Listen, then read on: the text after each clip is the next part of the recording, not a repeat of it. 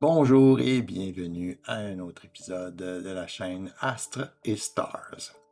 Dans cette série consacrée à mon défi Messier, mon objectif est de photographier les 110 objets du catalogue de Charles Messier en partageant chaque étape du processus, soit le matériel, l'acquisition, le traitement et les connaissances que j'ai acquises en chemin. Aujourd'hui, je vous amène à la découverte de M106, euh, une magnifique galaxie spirale située dans la constellation des chiens de chasse.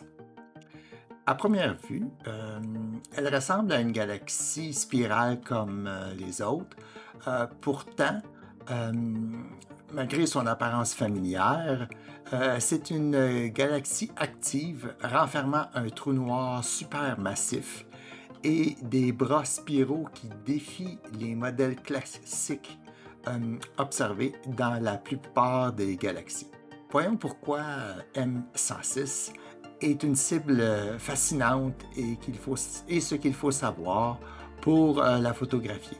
M106 est une galaxie spirale barrée intermédiaire située dans la constellation des chiens de chasse. Elle se trouve à environ 23,5 millions d'années-lumière de la Terre et mesure près de 135 années-lumière de diamètre, ce qui la rend légèrement plus grande que notre propre Voie lactée. Découverte en 1781 par Pierre Méchain, elle fut ajoutée beaucoup plus tard au catalogue Messier puisqu'elle ne figurait pas dans la version originale publiée par Charles Messier.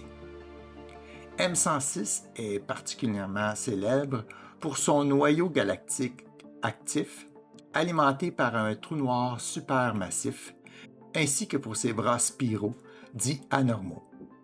Invisibles en lumière visible, ces structures apparaissent dans d'autres longueurs d'onde comme les ondes radio et les rayons X, où elles témoignent de phénomènes énergétiques se produisant près du centre de la galaxie. Les observations de M106 ont également permis aux astronomes d'obtenir l'une des mesures de distance les plus précises jamais réalisées pour une galaxie grâce à l'étude des masers d'eau en orbite autour de son trou noir central. M106 est une excellente cible pour l'astrophotographie. Ses bandes de poussière, son noyau très lumineux et ses bras spiraux offrent une grande richesse de détails qui apparaissent progressivement à mesure que le temps d'intégration augmente. Elle représente également un autre avantage. Le champ autour de M106 est rempli de petites galaxies d'arrière-plan. Même si elles passent souvent inaperçues au premier regard, elles deviennent visibles sur les images présentant plusieurs heures d'exposition, ce qui ajoute énormément de profondeur à la photographie. Malheureusement, avec mes 20 minutes d'exposition, celles-ci ne sont pas visibles. C'est donc une cible particulièrement intéressante pour ceux qui souhaitent améliorer leur technique de traitement tout en obtenant une image riche en détails. Pour cette image, j'ai utilisé le matériel indiqué dans ma fiche d'information que je vais vous partager un peu plus loin. Je dois préciser que j'habite dans une zone de Bortle 7 ou 8. Pour ceux qui ne connaissent pas cette échelle, elle représente le niveau de pollution lumineuse et elle varie de 1 à 9, où 1 correspond à un ciel exceptionnellement sombre et 9 à un ciel urbain très pollué. Comme toujours, je documente chacune de mes séances dans une base de données, Google Sheets, afin de conserver toutes les informations importantes, soit le télescope, la caméra, la monture, le filtre utilisé, le nombre de poses, le temps d'intégration, ainsi que les logiciels utilisés pour le traitement de l'image. Cette méthode me permet de comparer mes résultats au fil des années et d'améliorer progressivement mes techniques. Pour cette image, j'ai utilisé mon Celestron 8 SE avec un pare-buée installé sur une monture HEQ5. La caméra était une ASI 533 MC et le filtre utilisé était le SVBONY UHC. J'ai réalisé 10 pauses de 120 secondes pour un temps total de 20 minutes. Voici le résultat de l'empilage des images brutes avant traitement. Le traitement de cette image est resté volontairement simple. Après la calibration et l'empilement des images à l'aide des Dark, Flat et Biases dans Cyril, j'ai poursuivi le traitement avec 3 logiciels gratuits, soit Cyril à nouveau, Graxpert et GIMP, afin d'améliorer le contraste, de supprimer les gradients et de faire ressortir les détails de la galaxie. Puisque l'objectif de cette série est avant tout de découvrir les objets du catalogue Messier, je ne présente pas ici toutes les étapes du traitement. Si ce sujet vous intéresse, j'ai consacré une vidéo complète à la calibration et au traitement des images que vous retrouverez dans la description et qui justement se concentre sur M106. Chaque objet apporte son lot d'enseignements. M106 m'a rappelé qu'une galaxie peut révéler beaucoup plus de détails qu'il n'y paraît au premier abord. Sur une image individuelle, on distingue principalement son noyau lumineux et sa forme générale, mais à mesure que le temps d'intégration augmente, les bandes de poussière devraient devenir plus contrastées, les bras spiraux gagner en définition, et de nombreuses petites galaxies apparaître progressivement en arrière-plan. Seulement quelques-uns de ces détails sont apparus à cause du 20 minutes.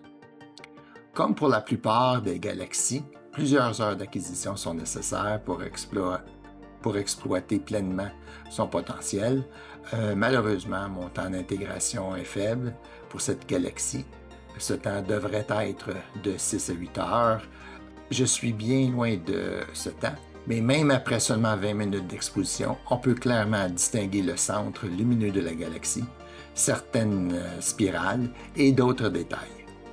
Je peux seulement m'imaginer ce que cela va être lorsque j'aurai pris le temps de prendre plusieurs heures d'images.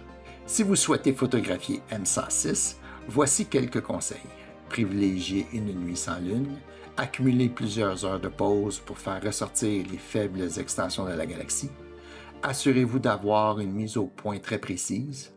Réalisez de bonnes images de calibration. Prenez le temps de soigner le traitement afin de présenter les détails des bras spiraux sans augmenter excessivement le bruit. Même si elle demande plusieurs heures d'intégration, M106 reste une cible tout à fait accessible avec un équipement amateur. Voici maintenant la fiche complète de cette acquisition. Vous y trouverez les principales caractéristiques de l'objet, les paramètres d'acquisition, le matériel utilisé, ainsi que les informations utiles si vous souhaitez la photographier à votre tour.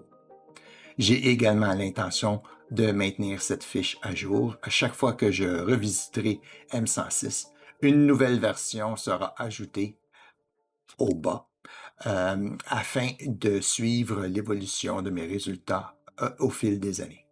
J'espère que cette découverte de M106 vous a plu. Cette galaxie possède énormément de potentiel et mérite clairement plusieurs nuits d'acquisition. Même si je suis satisfait de cette première image, j'ai déjà l'intention d'y revenir afin d'augmenter le temps d'intégration et de faire ressortir davantage de détails dans les bras spiraux, ainsi que les nombreuses galaxies présentes en arrière-plan. Si vous aimez suivre le défi Messier, n'hésitez pas à laisser un commentaire et à vous abonner pour suivre la progression du projet. Vous pouvez également me suggérer des objets que vous aimeriez voir dans une prochaine vidéo. Je ne peux rien promettre, mais vos idées sont toujours les bienvenues. Merci d'avoir regardé cette vidéo. On se retrouve très bientôt pour le prochain objet du défi Messier. D'ici là, je vous souhaite un ciel clair.